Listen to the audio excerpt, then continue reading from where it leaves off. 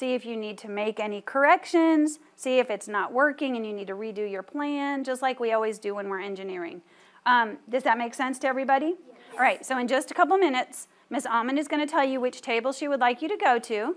On that table, I want you to grab a piece of the paper and a pencil, and I want you each just to come up with your own plan, thinking about the materials and thinking about the constraints, which I'll put back up on the board in just a minute.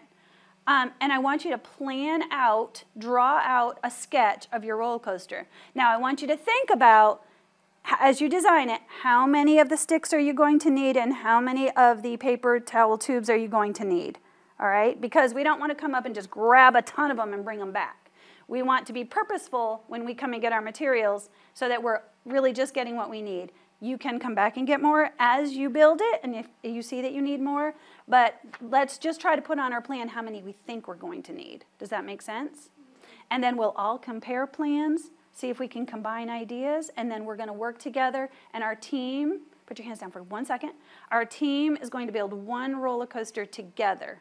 So even though we all make our own plan, we're going to look at each other's plans, talk about what looks the same, what looks better maybe on somebody else's plan than we thought of, then we're going to build the coaster as one group together. Does that make sense? Okay, really quickly, because I want you to have build time. If they made like a small coaster and you did too, could you connect them together? That is a great question. So maybe one of you will work on one of the curves and another part of the team will work on another curve and put it together, but it needs to be one roller coaster.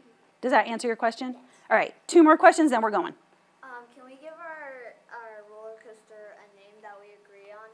Sure, why not? That would make it even more fun because roller coasters always have groovy names, right? Yeah. What else? Grant, your group is next. Yes, so do I. Everybody moving. Elizabeth, your group at the next table. And then Creed's at the last table. I put the constraints back up on the board. So remember, 2 curves. Marble has to make it from the start to the finish by itself. So sketch out what you think would be a great plan for this coaster. 2 curves. So think back to those pictures that we saw in the Imagine stage. Think of those pictures that we looked at of those roller coasters. What did they look like? What did they have to have in them?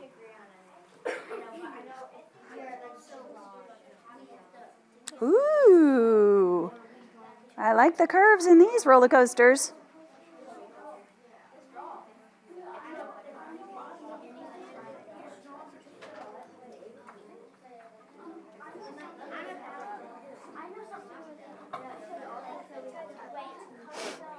How are we doing? Good. So remember, our roller coaster has to have 2 curves in it. So decide where you're going to put your 2 curves.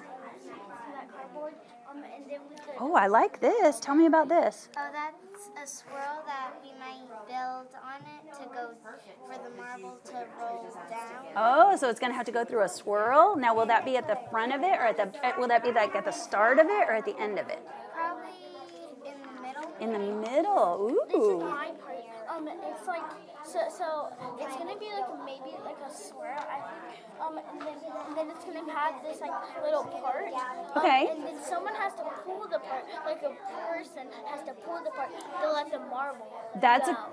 to start it, you mean? No, like in like the middle, we have. Well, remember, one of our constraints is that it has to go from the start to the finish without any help. So I think that's a really cool idea. What if you put that at the beginning to let the marble loose to begin with? What do you think?